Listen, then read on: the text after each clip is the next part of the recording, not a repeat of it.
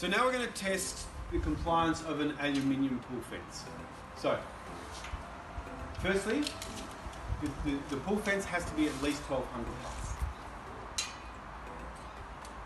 from the ground. So this one meets the criteria.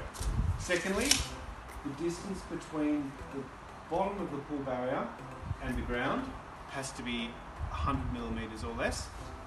So in this case, there's virtually no distance, but you need to check all the pool barriers because in some cases they will vary around the perimeter of the pool. So in this case, there's only about 5 millimeters here and here. There's 85 millimeters. So in this case, it is still compliant. You do often find though that it might be compliant in one area and not compliant in another. So you really need to check every part of the pool barrier. Thirdly, you need to check the distance between the aluminium rails.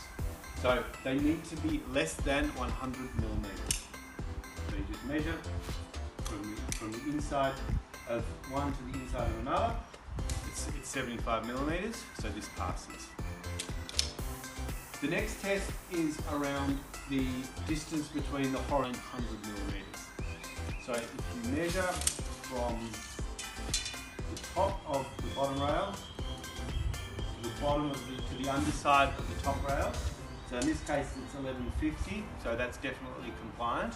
But you do sometimes find aluminium barriers that have a middle rail, in which case then the distance between the horizontal rails is less than 900, and that's a fail.